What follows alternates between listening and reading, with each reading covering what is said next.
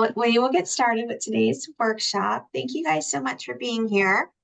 This is full interaction. So if you want to turn off your cameras, turn on your cameras, that would be awesome. But I want to do a little introduction to begin. My name is Jody. I am with Celebration Title Group.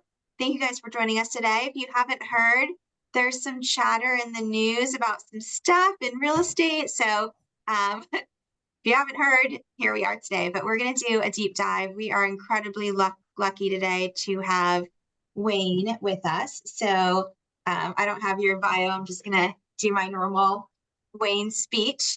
But if you guys have not met Wayne, he is with Hero Nation Coaching. He has been a huge impact and resource for our team and is an expert on how to navigate things within the real estate market. So without further ado, Wayne, you could say a bunch of nice stuff about yourself, but I'll do it for you. Take it away. Sounds good. Sounds good. Let's rock and roll. All right. I would love if I can see you. We can do this one of two ways. We can do it the really boring way where I just talk at everyone, or we can do it the awesome way where we like talk together and it's not just this one-sided conversation. So thank you. It's so good to see you all. There you go. Thank you for coming on and let me see your beautiful faces. I love it. Okay. Let's jump in. So I'll give you 2 seconds on who I am, but I really want to get to everything that we've got that we're gonna go through today, if that's all right. Jody, if you or someone will let me share my screen, that'd be awesome. That'd be great. Gio, you're the there you go. So yeah. somebody will give me your bio. Okay, let me say one more thing. Okay, so let me give you another highlight. So Wayne has dedicated his life to develop solutions and strategies that make a significant impact on the quality of people's lives. That's the best one. That's who Wayne is. now you can go. There you go. All right, good. I like it. All right. So let's get after this. First off, I'll give you just 2 seconds on who I am, then we'll get into all the really good stuff. So I'm a coach with the Hero Nation Coaching Company. I was if I can get through this, why is it not letting me go on? Let me see. Nope, there we go. Voted one of the top coaches in the country. Right, here we go. So born in Kansas, grew up in Canada, which was weird. I was the only 8-year-old saying a and y'all in the same sentence. After that, at age of 15, I actually left home and went around the world and did relief work for several years all over. Ended up doing a couple of movies back in the day, and then finally arriving in Alaska. And that's where I began to grow my real estate career. I was one of the 30 under 30 for Realtor Magazine and all that good stuff back in the day, selling houses. This is one of my sons firing bottle rockets for a video. I don't know what we're doing. Then after that, I went on to teach Bold. So I've taken a lot of people through the Bold program under Keller Williams Realty over the years. I did that for about 5 years, took thousands of people through that training, and got tired of being on planes every day of the week. Now I live in Dallas, Texas, and get to do cool things with my kids and jump out of planes and do lots of amazing stuff. These are my 5 amazing kids. I'm pretty lucky dude. My oldest there, he just got his pilot's license a couple days ago. So pretty amazing little crew. All right, so let's get right into this. First off, I want to talk about you. Is it okay if we have like some open, transparent conversation today and go through some of the stuff that's coming down the pike, right? Like, it's not necessarily easy to do what we do. Agreed, right? How many of you realize that what we do, we're the only people that are crazy enough to, with all of our heart, avoid a 40-hour work week so we can work 90. Right? Like, that's weird. Like, that's not all the normal people out there, right? But it comes with a whole lot of stuff, right? If you look at this, if you look at like the self-employed salespeople, all of us, we're way more likely to deal with depression. Right? If you look at our ADHD numbers, some of you don't even know what's happening right now because you're on 5 different Instagram accounts and 3 different TikTok platforms playing Sudoku and trying to ride a bike. Right? I love you. Right? You are my people. I heard a comedian talk about crock pots the other day, and he's like, crock pots were basically built for ADD people, right? We can put something in there, 100% forget about it for 15 hours, and it works out, okay? I had no idea that crock pots were built for me. I'm going to get a cookbook. It's going to be amazing. Okay. I don't even know why we're talking about crock pots, right? You look at our addiction levels of bipolar, right? It's tough to do what we do in this world. And here's what I know, that this year we're going to have some challenges. So, and when you think about like, why did you get in real estate? Most of us got into real estate for a couple reasons. The first reason is probably because have you ever met that new agents? Like, I just love houses and people. We're like, love you. Call me in a month. Right. The second reason most of you are in real estate is because we're also unemployable. Okay. Like, where are we going to go? Most, like, look around the room. Where are we going? Okay. Nope, nobody's going to hire us. We better figure this out. No, but the real reason most of us got into this is because this is the best vehicle for most of us to pursue what we're after in life. Would you agree? We got into this because we want to do something big with our life, because we wanted to change the trajectory for our family, right? And here's what I want you to recognize. I hear a lot of people say, like, man, all these changes, a bunch of people are going to get out of real estate and all this kind of stuff. And I get that. Yet I would love for us all to succeed because we all got better. I would love that. Right. But the reality is probably everybody isn't going to succeed because it's going to require more. Yes or yes. Like, it's going to require more. So my goal for you today is to, I'm fortunate enough that I get a coach and work with amazing people all over the country. And I want to just give you some of the things that are working for them and empower you. So this is not an inspirational call. This is really an empowerment call. So you get some tools and some things you can take from this and go implement into your life and your business right away. Is that all right? Okay, if that sounds good to you, give me like a thumbs up or a 1 in the chat or something, just so I know we're all good. Okay, there we go. Thumbs, double thumb. There we go. All right, we're good. Okay, so make sure everybody's alive. All right, I like it. Okay, here we go. So here's the first thing. What does change do? What change really does is it exposes us. Agreed? It exposes our skill level. It exposes our level of resilience. It exposes how resilient we are. It exposes, like, where's our ceiling of complexity. It exposes our time and self-management. It also exposes, like, your emotional intelligence, right? There's a lot of things, and the reality is, if we're gonna be a little brutal here, the reality is there's been a lot of people who are underskilled and overpaid in the last little while. Is that too strong? Can we agree? There's been some people that were underskilled and overpaid, which is part of what we're gonna dive into. So before I get into all of that, I want you to be thinking about this. The questions you have about the NAR change, the skills you need, anything you got like that, questions you have, specific things you want from this call, make sure you go in the chat, put those in there so we don't miss any of those, or just raise your hand and we go through as much as we can as we dive into this. So here's the first thing though. The first thing I want to give you is a couple truths. So here are a couple truths. First off, we're all going to be exposed, right? Your level of skills, your level of all stuff, right? But here's a couple other truths, and this will resonate with all of you if you're on this call. Here's the first truth: this is not going to be the easiest year of your career. I'm not a motivational speaker. I'm just here to give you some stuff that'll help change your life. Okay, right? This is not going to be the easiest year of your life. Here's the second truth. Second truth is what got you here is not going to get you there. Agreed? Right? The skills, the level of talent, the level of your time management, right? What got you here is not going to get you where you want to go. And here's the third thing. The good news is you did not come this far to just come this far. Think about all the things you survived and all the stuff you've learned in the last couple of years. Has it been a lot? Right? You've learned a lot. We survived a lot. We've been through it's been a lot is going on. Right now we got aliens coming, right? Everything's happening, right? It's getting weird. Okay. Right. Here's the fourth thing. I love this one. You decided to start. Now let's decide to win. It breaks my heart when people decide to start but not win. And we see that a lot, whether they're joining a team or they're getting into real estate, whatever it is, right? You decided to start. Now let's make the decision that we're actually going to win and do whatever it takes to help make that happen. So let me give you a couple things before I get into the NAR stuff and settlement and everything else we need to do. Let me give you these couple of truths. If you want to screw up this year, here's how to do it. Okay, like if you want to mess this year up here, I want to give you the best strategy. Okay, if you want to mess this year up, here's the couple things I would do. The first one is lean into resentment and resistance. There's a lot of people right now that are resenting and resisting. Have you heard those people? Right? They're resenting and they're resisting what's going on. They're resenting the government changes, right? They're resenting right, the DOJ, right? And all the other kind of stuff is happening, right? But they're resenting and they're resisting. And I'll tell you what, they're gonna get their teeth kicked in.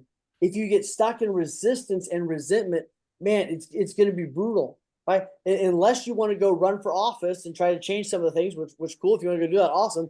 But for most of us, we need to focus on what accept reality and focus on what we can do. Correct? If you want to mess this year up, though, get stuck in resistance and resentment.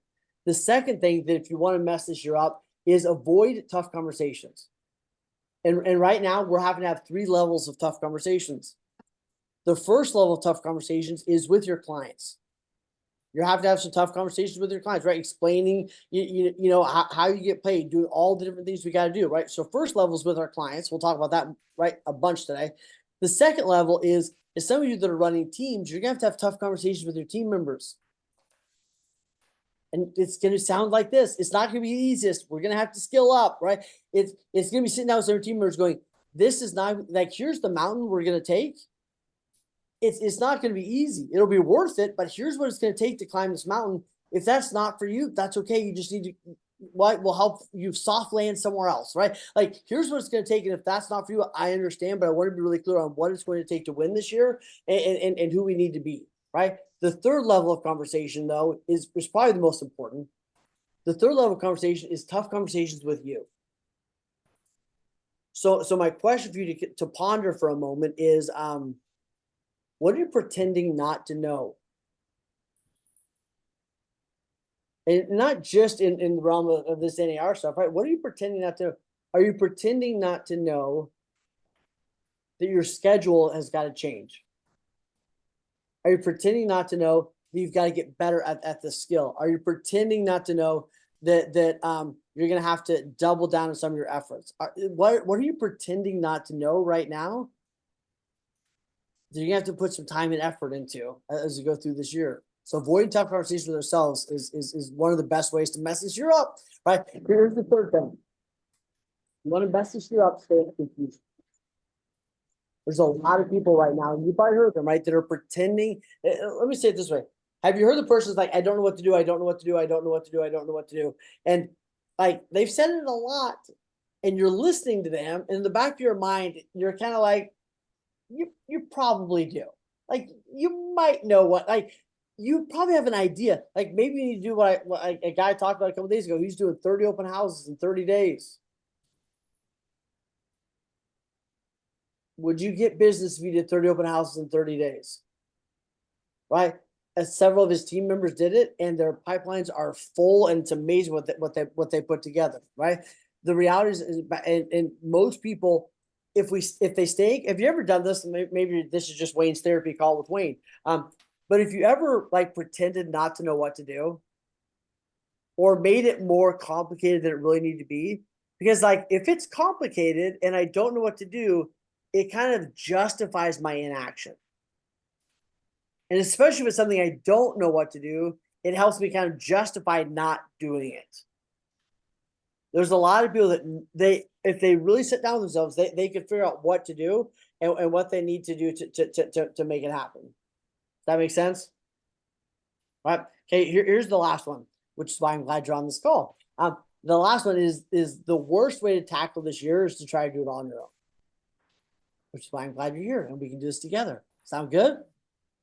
Okay, so let's jump into all of this stuff. How many of you, and let me know, how many of you have a fairly good idea of what the changes are going to be, or do I need to? I feel like most of you probably have an idea what the changes are going to probably look like for the most part. Yes, no, where are you at with that? Do we have a pretty good idea, kind of, sort of? Okay. So I'm not going to spend too much time on what the changes are and just kind of go into right now what to do around all of this. Is that okay with everybody? Okay. If you have a specific question or need me to go into more detail on something, would you please put that in the chat so I know, or raise your hand. So we can do this together. I just don't want to overly go over something you've already you already know, and go really into what we need to be doing around all this stuff. Okay, so here's here is the let's start here. Right, here's the settlement as we know so far. Start freaking out right now. Right, some people should be freaking out because they weren't good to begin with, right? It's tough, okay, right? But here's some of the reality. You have two options. You can oppose or you can compose. And I love this distinction. I can either oppose, stay in resistance and resentment and all that, or I can compose. I can write the new script. I can write the new way of doing things. I can write the new sheet music, right? So most people are going to get one of those two camps. They're going to oppose or they're going to compose, and it's going to make all the difference. Okay, so resisting this though is like right, resisting change is like laying on train tracks and just praying the train doesn't come along. It's coming. Agree? We all agree change, right? No matter what it looks like, change is coming. So here's the thing, right? I'm not going to go through all these, but we've it probably will all shake out that we've eliminated unilateral offers of compensation, right? How things can be shared. Seller concessions are going to be different. They can help pay buyer concessions, but how we do in there.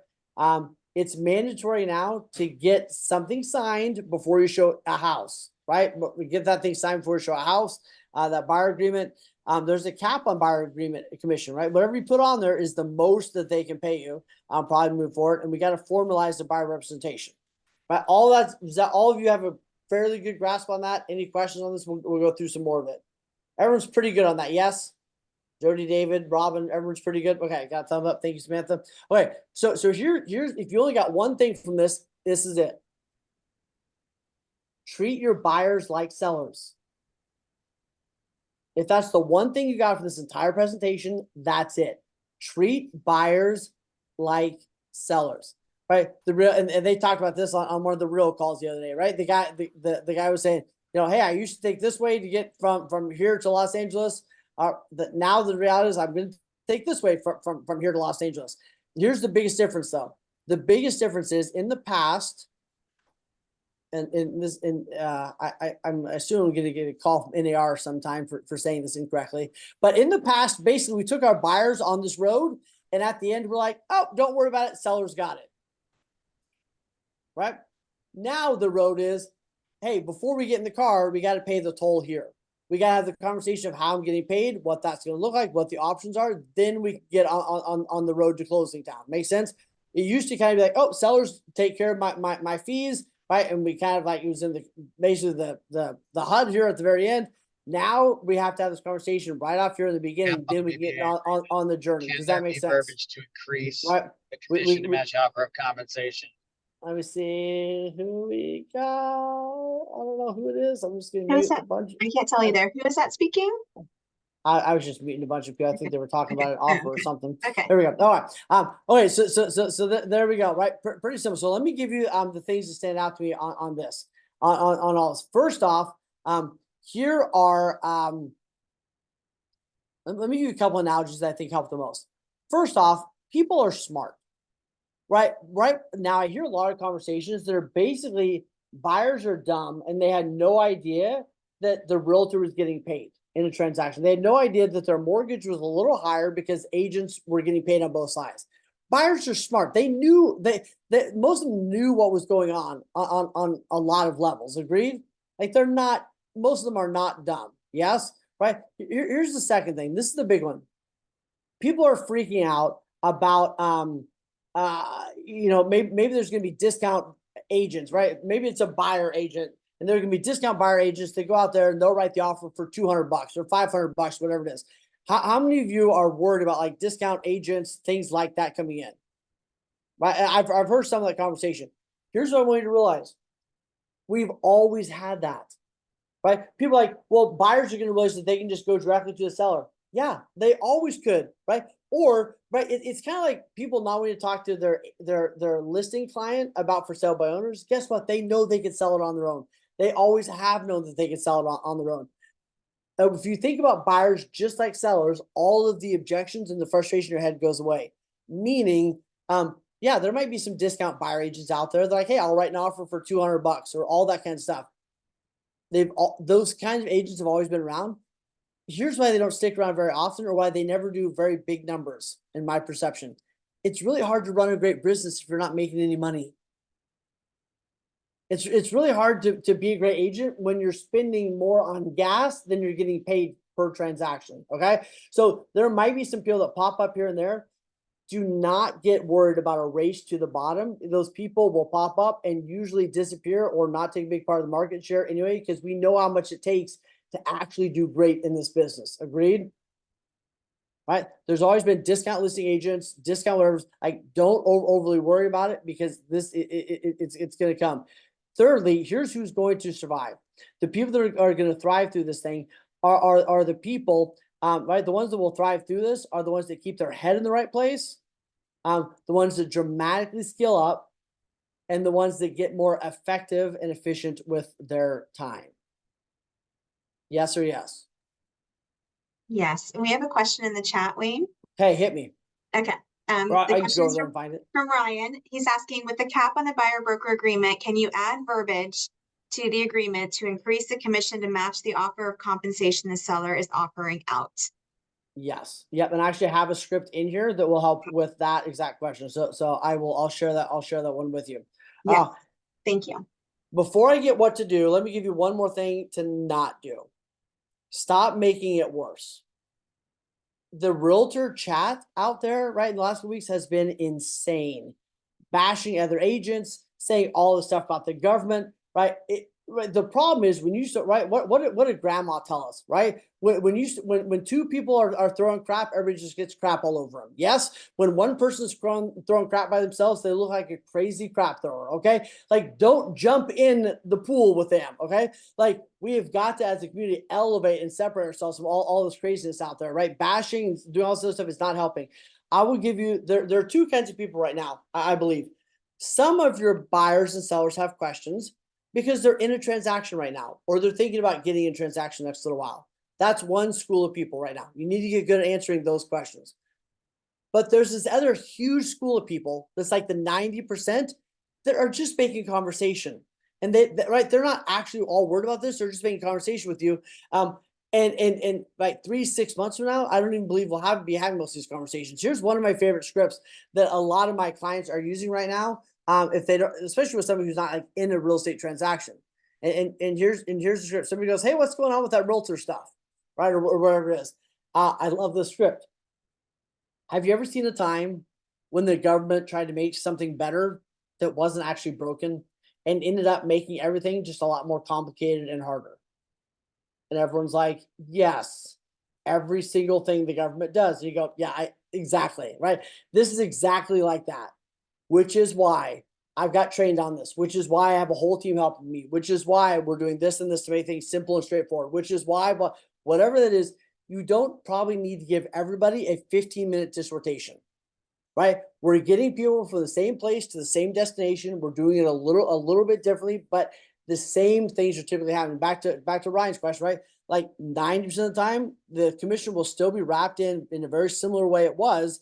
We're just going about it differently, and we're educating and acknowledging and confirming the fees earlier than we used to, right? Does this make sense for everybody? Like, we don't need to jump in the pool all the time. We can make it a lot simpler. Okay, here's the 4 best things, and here's the 4 gifts I see in this. I want to give you the gifts. Now, I get that some of this is, every state does things differently, everywhere does things different. So if something doesn't apply to you, it's a little different, just, tell me, or just give me the middle finger, and that'll let me know that it doesn't apply to you. All right, here's the 4 things that I think are the best about this. Here's a couple of the gifts. Here's the first gift: stop losing money. How many of you have ever had that beautiful moment on like a Monday morning when a buyer calls you and goes, "Hey, just want to let you know, like, I'm good. Like, you don't need to worry about us anymore. Right? We found a great house over the weekend and they accepted our offer." And you're like, "I don't remember writing an offer." And they're actually think you're going to be thrilled because they found some for sale by owner and got her a contract or a new construction or whatever it is, right? We're going to stop losing money because we're going to get better at solidifying the relationship in the beginning and having an agreement, and not stop losing people to for sale by owners or new construction or all the other kind of stuff the way that we have in the past, right? We've all experienced stuff like that. Yes. Right. This is going to nip so much of that right up front. The second thing that I'm really excited about is if you think about this in past years, right? The second thing I'll put up here is the decoupling. And here's what I mean by that. In the past, the other agent, the listing agent, really decided your commission, right? Like whatever they put out there, sometimes it was good, sometimes it wasn't good, depending on the state, depending on all this stuff. But a lot of times, whatever they put out there, sellers willing to pay 3 apples, 2 apples, whatever it was. You probably weren't really negotiating that very often. Agreed? Maybe some of you do, but very often we just kind of went with what was ever out there. We all agree on that? Pretty much that is what it is. Here's what's great. If the listing agent can get you paid, you can get you paid, and you can get you paid what your value actually is. Right? Who should get paid more? The doctor that's done 100 surgeries or the doctor that's done 2? Who should get paid more? The lawyer that has a phenomenal track record, or the lawyer that has a really crappy track record, right?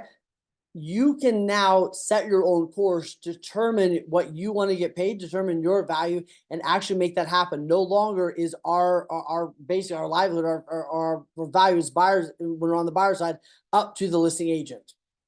Okay, here's the third thing. And the third thing is the weirdest and the best. Here's the third one.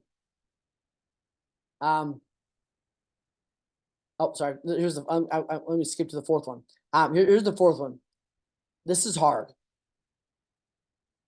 It's going to be more of a challenge for most agents to be able to articulate their value and get a signed agreement in the beginning. A lot of them are not going to be great at it right off the bat. And the fact that it's hard means that there's an amazing opportunity there.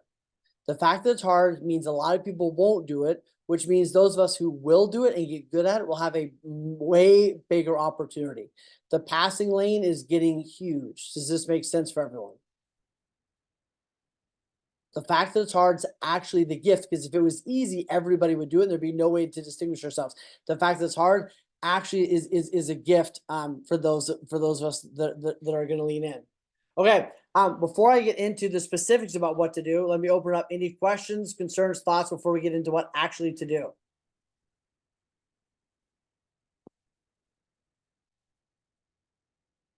Okay, we're all good. All right, I'm gonna go through this and give you some things, and if it guys on the team, give me thumbs up or thumbs down, or if I need to go faster or slower on some of this stuff to make sure that I'm really hitting home. Here's the first thing I want to give before I give you the process. People will follow if you lead. I want you to get that. They'll follow you if you lead well. Most people, the one of the things that they're most concerned about is buyers just want to go look at houses, yes or yes. There's some truth to that.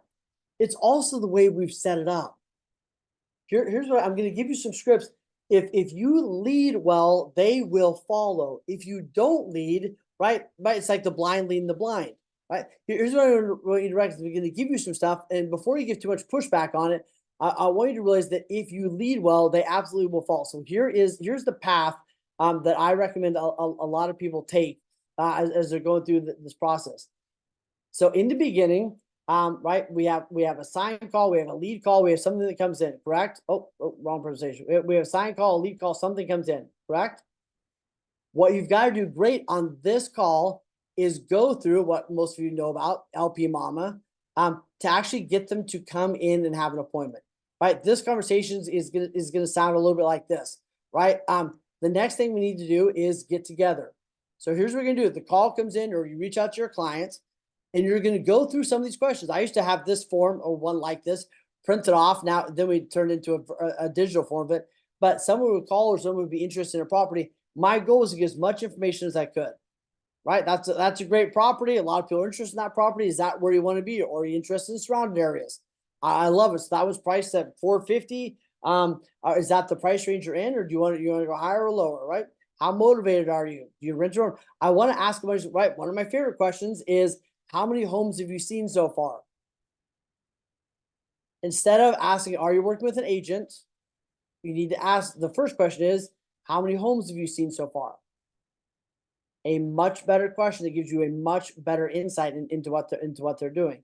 Right. I'm going to ask about mortgage right here. I'm going to ask as many questions as these as I can. Make sense? And then here's the script. Sounds like the next thing we need to do is get together. This is the most important thing. Based on what you're telling me, the next thing we need to do is get together. Sounds like to get you closer to the house, we need to get together. Sounds like the next thing we need to do is get together. I'll walk you through what's happening in the market, update you on the process. We'll tour some homes virtually on my computer, and then we'll go look at some homes in person. Right? Is today at 3 or tomorrow at noon? Right? Which one's better for you? Right? Give me your thoughts on this so far. We've got to get them into the office. Would you agree? Or into the coffee shop, or into the title, office, or wherever it is. Right? We've got to connect with them before we go out and show them in any houses. Now, here's what I want to say on this really quick. I already have so many agents that are saying things like, well, how do I get around this? Can I show them just one house? Can I just stop worrying about stop focusing on the loopholes, or how do I get around it? I want you to get great at doing it the right way. The right way is, man, that's a great property. I can't wait to show it to you. Sounds like the next thing we need to do is get together. You're going to, right? And here's what you've got to get phenomenal. Write this down. Right? The ABC. The ABC is action, benefit, commitment. Action, benefit, commitment. The action is, sounds like the next thing we need to do is get together. Benefit, right? I'm going to walk through what's happening in the market. I'm going to explain to you a lot of the changes that have happened in this rapid market, right? Then we're going to be able to look at some homes online, then go out and look at the one you're interested in, right? What's the action you want them to take? Get together. The benefit is you're going to do this, this, and this when you're together. Then you've got to gain their commitment. The agents that get good at the action, benefit, commitment right off the bat are the ones that are going to win this entire thing. Does that make sense for everyone? Right. So to go back and reflect on this, right. The first thing we do is we got the sign call or the lead or whatever comes in. We're going to go through LP Mama, ask a bunch of questions. Then we're going to say, perfect. Sounds like the next thing we need to do is get together. Right. After we get them to confirm, I'm going to do 4 to 5 touches to make sure they show up. All right, then we're going to prep, then we're going to have the appointment. So when I said, so LP Mama, the ABC set the appointment. The 4 or 5 touches, I think this is important, especially if it's a couple days away or whatever it is. I'm going to send them a text. I'm probably going to do another phone call. Might send them a video email. Might send them, hey, I had one more question before we get together. Hey, you're on your way. Here's where to park. Right. Part of getting this to work is confirming. Make sense? We need to get together on Thursday. Perfect. Next day, I'm going to say, hey, I had one more question before we get together. Hey, here's a short video I wanted you to watch. Right. I'm going to confirm, right before the appointment. Does this land with everybody? 4 to 5 touches to make sure you solidify that. So we stop getting ghosted. Good. Then when they come in, we got to have our buyer presentation ready to go, a guide for them to fill out. And I used to have a buyer survival guide, which was kind of fun. Or a basket to give them. I'd have water bottles and all measuring tape and granola bars, all that kind of stuff in them. Right. So go back to our list. All right. We're going to do the call, LP Mama, right. Get them to commit to the office, do our touches. We're going to prep. Then we're going to have the in-office appointment. Any questions about that so far before I go into what to do in the appointment?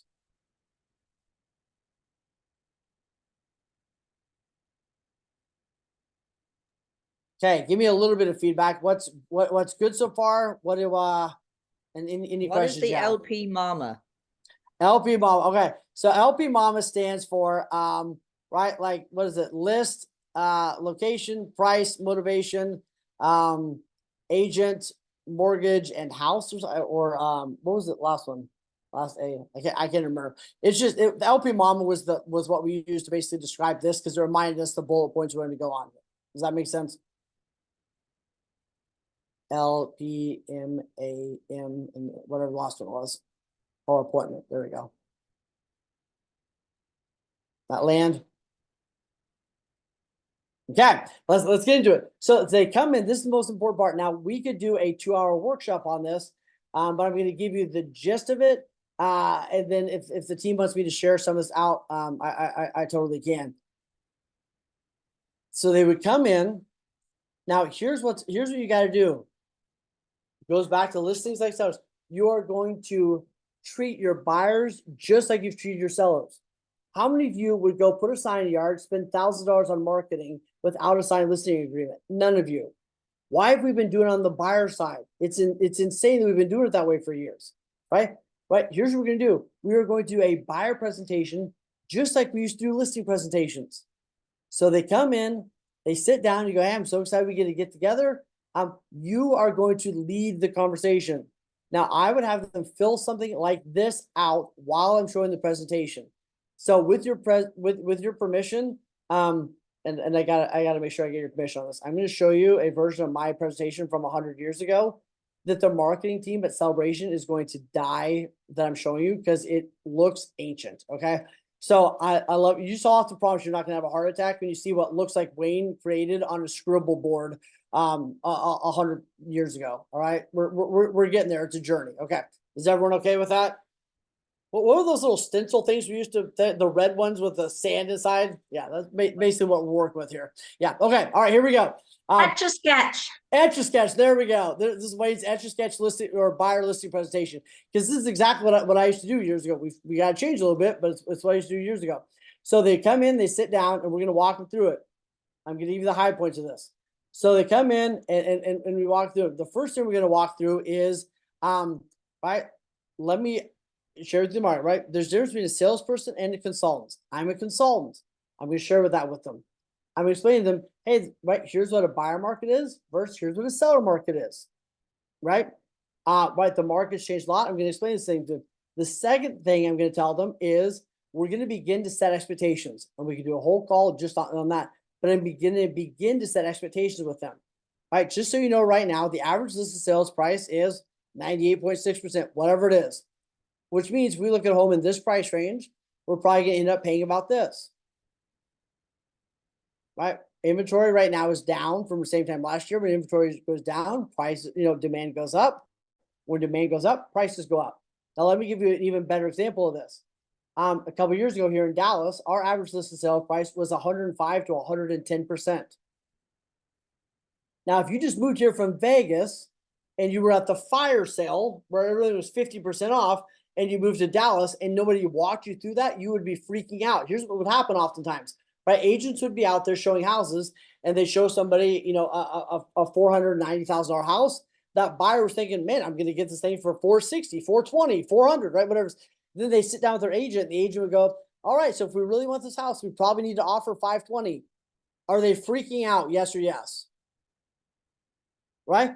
Now, if I did, absolutely. Now, if we did this in the beginning and I go, hey, here's what we're doing, right? Here's the market. Here's what's happening. Then all of a sudden, when we get to write the offer, they're like, okay, so you said we're going to have to go over how, right? That you've teed up that conversation. So much of this whole thing is leading well, and your entire job is setting, managing, and adjusting expectations. I want you to get that. Your whole job is setting, managing, and adjusting expectations, right? Next thing we need to do is get together. Here's what we're going to do when we get together. I'm going to walk through what's happening in the market. We're going to look at some homes. We're going to decide if we're good fit to work together. Then we're going to go out there and look at houses. Your job is to lead the entire thing, right? You're starting at closing town and your goal is to naturally pull into, or you're starting right at the train station. Your goal is to naturally pull into closing town. Okay. So in this presentation, I would talk about market, right? Then we talk about, pre-approval. Then we would talk about benefits of buyer agency. This one you're going to have to adjust a little bit, but the points in here are important. How will you get paid? Right. This is obviously based differently, right? The average sales price is this. My average sales price is this. Means I'm going to, on average, save you $8,000, $10,000, $20,000 on average based on my average listed sales price versus other agents. I'm going to walk them through, the MLS. I'm going to walk them through, hey, if you find it for sale by owner, that's great. Call me first.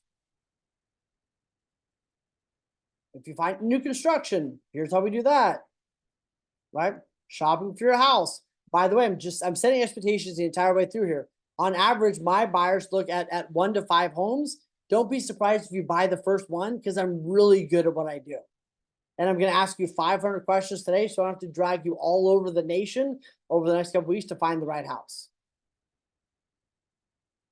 right? I walked them through the purchase and sale agreement, especially when the market was really crazy. One of the things that I would suggest you put in here is options, right? Once we get to the offer, options to make the offer stand up. We might, when we get there, we might waive contingencies. We might add additional orders.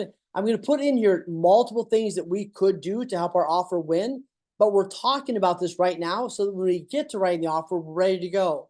Hey, remember we talked about the 4 or 5 things we could do. Which one of those do we want to do? Does this land with everybody? All right, here's what I want you to realize.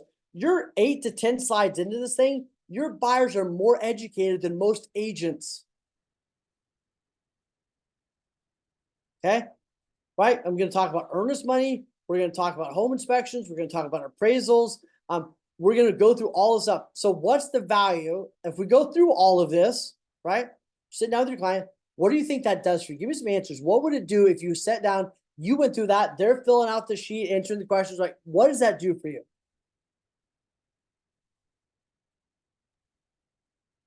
Makes you look like a rock star. Makes you look like a rock. Makes you look like you actually have your stuff together.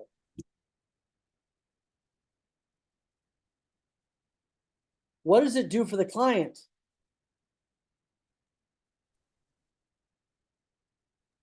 It gives them more confidence in you, right? Absolutely. Well, it's your point, Carl. Like, it gives them more confidence in you, also gives them confidence in themselves. Yeah. Right? We got a whole lot of wishy-washy buyers right now. And I think that one of the main reasons for that is we haven't properly educated and helped them in the beginning. I think is this better for us? Absolutely. Is this better for our clients? 1,000,000,000%. When you really think about it through this lens, it's crazy that everyone hasn't been doing this at this level, because this is the right thing for us to do for ourselves and for our clients. Would you agree? Most people around the country have been winging it, right? Most of us that don't get good at this and treating buyers like sellers are going to get washed out. And I know it's going to be tough because it's for most people, it took years to get great at listing, being a listing agent. And it's going to take a minute to get good at being a buyer listing agent. But the faster you lean into it, the better you're going to get. Make sense? Okay. In the in-office appointment, you can grab a picture of this or I'll send it out, but grab a screenshot if you want. Here's some things we're going to go through. We're going to dig into what they want. We're going to go through what's happening in the market, set expectations. We're going to talk about, here's the process. Here's what I do. When we work together, here's the expectations you can have from me. Here's what I expect from you, right? Here's the agreement. Right, and back to what Ryan, what you asked for. Here's one of the phrases we might use. I'm sure all the lawyers are going to come out with options, everything else.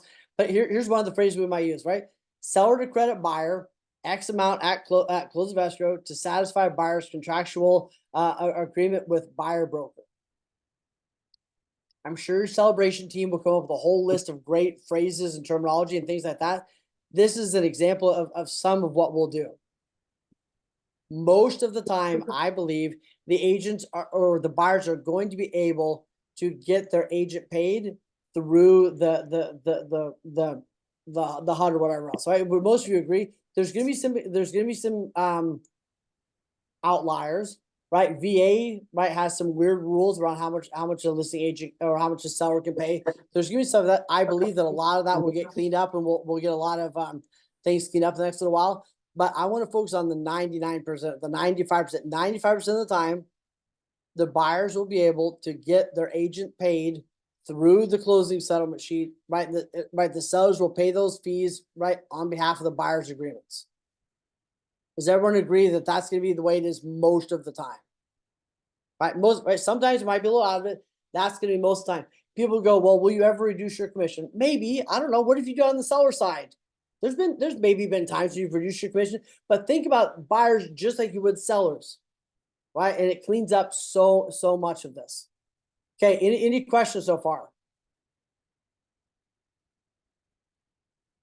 Okay, I know I'm going through it fast, but I want to honor your time, and I want to give you like 3 more things before we get to the end of this. You got to get great at advocating for your value. What is it that you do? You bet.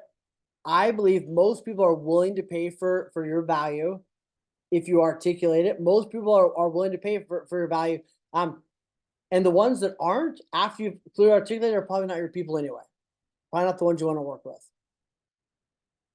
I'll give you an example that I used to use on the seller side, right? That I think you can translate to the buyer side. One of the things I used to do when I was talking to for sale by owners is I would say, would you be willing to hire me if I could show you a way I was able to net you more money by working with me than selling it on your own? And they're like, I don't know how you're gonna do that. I was like, yeah, if there was a way where I could help you net more money than you could on your own, would you be down for that? And they're like, well, maybe. And they're like, awesome, let me show you. One of the ways I would show them is, let me share with you where I fight for your money. I'm gonna advocate and fight for your money just like I would fight for my own. Right? Most people don't realize that, only 20% of my job is actually getting the offer. Another 20% of what I do where I fight for your money is in negotiating that offer. Another 30% of what I do is negotiating when it comes to repairs, right? Buyers think repairs are always 25 times more than they actually are, right? Whatever it is. Fight for your money buying the appraisal. Am I going to actually get us to closing? Most people don't realize 10 to 50% of deals never get to closing. If I was going to translate that to the buyer side, it would sound something like this. 20% of my job is helping you find the right house. But that's only that's I love that part. It's one of my favorite parts of the whole job. But that's only, y'all get this, pay attention to this. That's only 20% of what I do. Another 20% of what I do is writing and negotiating that offer on your behalf. Another 20% of what I do is negotiate repairs and fight for your money to make sure we get the most, right? Another thing I do is 20% of what I do is handling the appraisal, surprises, because there's always a surprise, right? Another 20% of what I do is actually, you've got to be able to articulate how you're helping your buyer save money, save time, right? All of that by having you advocate for them. Does this make sense? Right? And this is one of like 20 different ways you can do that. But you better get good at it. Does that land with everybody? Right, set the expectations, you get the agreement signed, and then we're off to the races. Okay, any questions so far? And I want to give you two more things. Any questions on this or aha so far as we go through it all?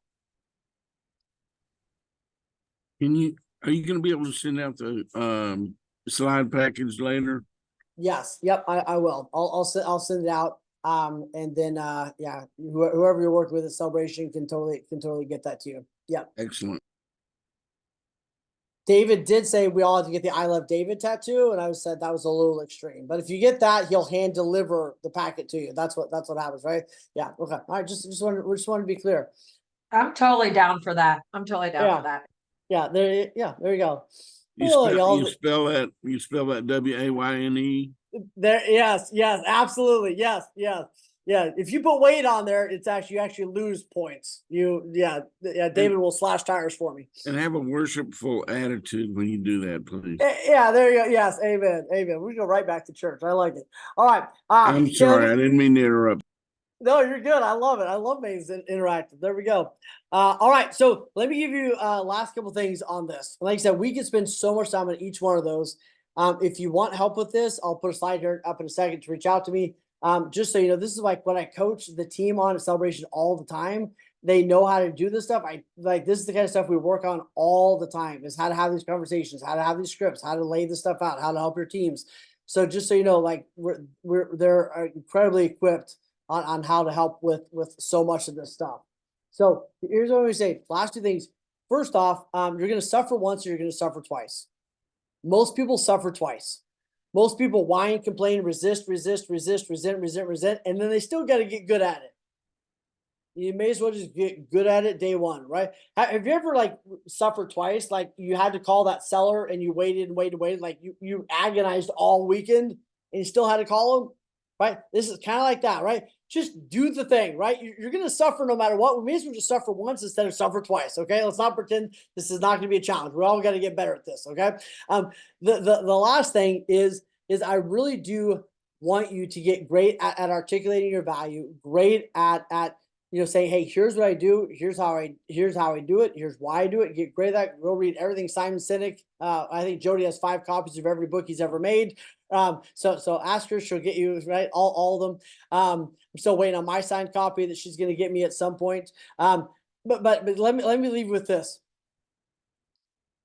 You all have a superpower. And your superpower is this. Your superpower is focus. Anything great you want in life, you've put focus in. Anything you've done, anything that's been great in your life up to this point is things you've put focus on. And right now, I'm going to give you a couple questions to ask yourself. Okay, and here are the questions. Right, I want you to think about this. Right, WWRD, and here's what WWRD stands for. WWRD is this, I'll put it up here so you can see it along with me. Find my share. There we go. Here's what WWRD stands for. First, you're going to focus on what you can control or what you can't control. Miserable, sad people oftentimes focus on what they can't control. Y'all heard a lot of those conversations, right? This, that, the DOJ, all right. They spend all this focus on what they can't control. Happy people focus on what they can control. The second W is focus on what you have. There's a lot of things that you don't. There's a lot of things out of your control. What do I have? I have enthusiasm. I got a cell phone. I can learn my scripts. I got a community that supports me, right? Right? Don't focus on what you don't have. Focus on what you do have and what you can use. The third thing is this. Focus on right now where you are. If we spend too much time thinking about the past, usually we end up in regret or we overanalyze, we end up getting depressed.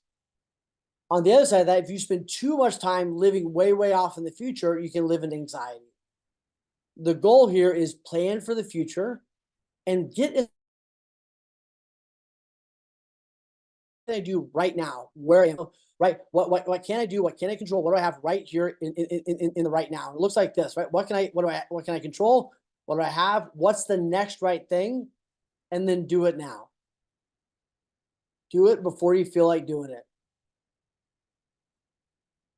And decide to keep doing it. Enthusiasm is common, endurance is rare. Right? Decide what you're going to do and go get after it. You're gonna have to do a bunch of stuff. I'll go back up the slide really quick. Right? There's stuff you're gonna have to do. You're gonna have to write out your buyer process. You're gonna have to get your agent skilled up. You're gonna have to skill up. You're gonna have to get great at get the appointment, the ABC conversation. You better figure out your buyer listing presentation and get great at closing. You can 100% do it. Agreed? It might feel a little bit like this. This is the best idea ever. This is actually pretty tough. Keep going. Keep going. Keep going. Okay, I want to hear a couple of ahas. I'm going to put a link up down here if you want to reach out to me, if you want help with this. If you want these slides, reach out to the team. If you want to have a conversation with me or you need some help on something, this is a link you can go. We can have a strategy call on how you're going to roll this out. Things you can help with on your team, everything else. While that's sitting there for a second, I want to hear some ahas. From the celebration team, from the agents. What are you getting from this? What are you walking away with? Don't freak out. Don't be part of the problem. Amen. It's my hot take.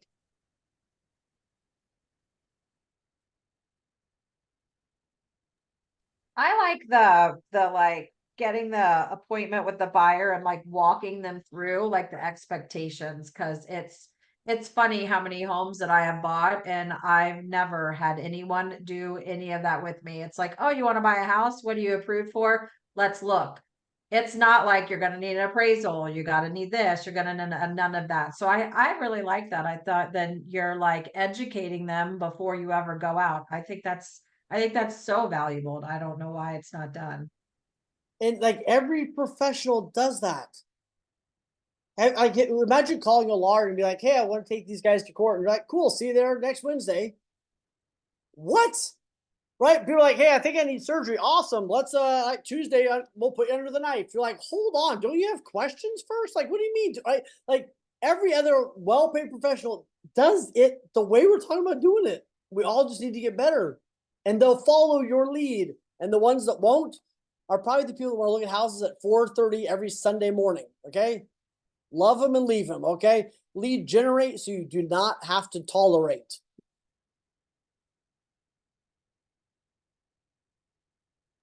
That statement was my takeaway. Thank you. There you go. Amen. Amen. Yep. Your problem is that you had a deal fall apart. The problem is that you only had one deal and it fell apart.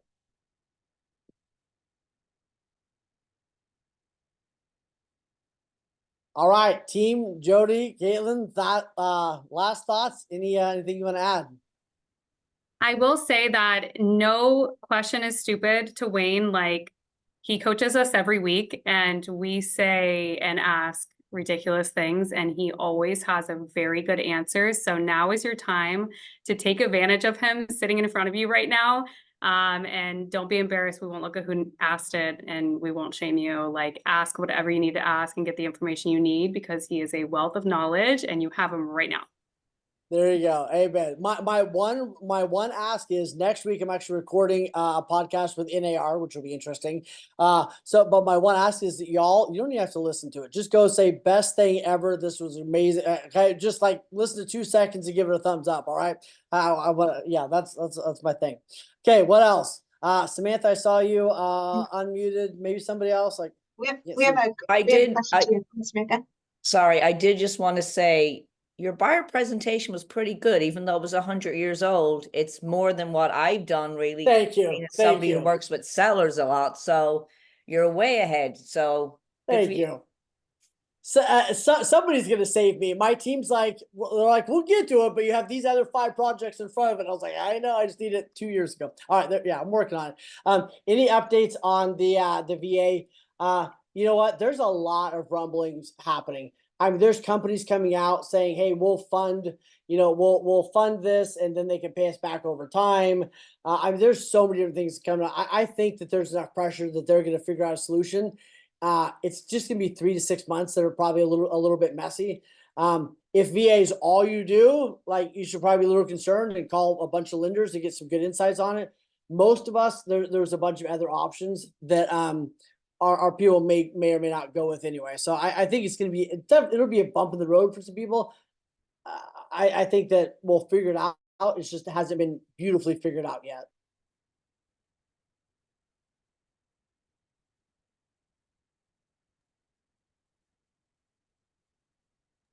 Wayne, We have one other question. It says NAR settlement applied to rentals. Here's my 2 thoughts on this. Not a lot of it applies to rentals. Yet here's what I would say. There's a whole lot of people like, I'm just gonna get a one-time showing agreement here. I'm gonna do this here. I'm gonna do this. I would get a agreement signed by everyone right now. I would not wait. I would not wait long. I would get something signed right now, wherever the best is you have, or get it from one of your brokerage or the MLS, whatever they've got. I would get buyer representation, or whatever you want to call them, buyer loyalty, or whatever the heck you want to call them where you are. I would get those agreements signed right now, not just for one house, but to be your agent until you fire me. Right? We do a whole class just on that, but I would get all those signed right now. So if I was showing somebody rentals, I would also have them probably sign a buyer loyalty agreement on some level, in case we know how often that can switch. Right? Maybe it's 2 out of 10, but we know that some of those people are going to turn into buyers. I would absolutely get those signed in the beginning.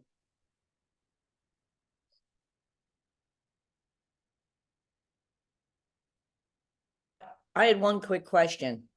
So I noticed that I deal with a lot of people who come to town and have 24 hours, who don't have a lot of time, and then they're trying to also go to the beach and this, that, and the other. Are you opposed to doing things with them via email and talking through it that way, and they can e-sign, and this way you have all that sorted, and then they come and you're hitting the properties? Yeah, I'm totally okay with that. And the cool thing about the world we live in now is almost everybody has a Zoom account or something. You know what I mean? Best way is they come to the office, you have it on the screen, you're doing the whole thing, they fill out the packet in front of you, all that. That's best. Second best is, hey, we go to the title company, conference room or whatever it is on the way there. Third is like we do it over Zoom. Fourth is like we pull into a Starbucks for 20 minutes, right? So like, just don't whip out and not do it, right? So yeah, that's how I look at it. But doing it over Zoom, taking time, would be totally fine, as long as if there's 2 people, like, get them both on there. Don't try to get one person to explain it to the other person. Yeah. One other question, they're asking, I would assume it's okay to offer offers of compensation on our real estate signs on our listings. I mean, I think you can. I think we're all gonna find a way to do that, but I think every brokerage will have probably its own website that offers compensation. I think we're gonna find out other ways of doing that so the agents know what compensation is being offered, without having to kind of put it out there in front of everybody. So I think there's gonna be different ways that we come up with that. It just really depends on how it all shakes out. You know, the DOJ's kind of had it out for agents for a long time. So we're just gonna have to kind of figure out what the rules actually end up being and then the best way to work within them. So. But I don't think it's something we're gonna need to display that publicly. I think it's gonna be at worst case scenario, it's calling the other agent and going, are you guys planning to offer compensation? And they say yes or no. Okay. All right. Thank you, my friends. Thank you for having me on here. Go kick some butt, take some names, focus on what you can control, lean in. Thank you. Thank you guys Thank so much. you. Thank you, Wayne, for joining us today. And thank you guys. Thank you, my friends. Follow everyone on social media, follow Wayne, follow at Celebration Title Group, and we can't wait to see you on our next workshop. Bye, Bye, Wayne. guys. Bye. Bye, Thank you y'all. again. Thank you, guys. Bye.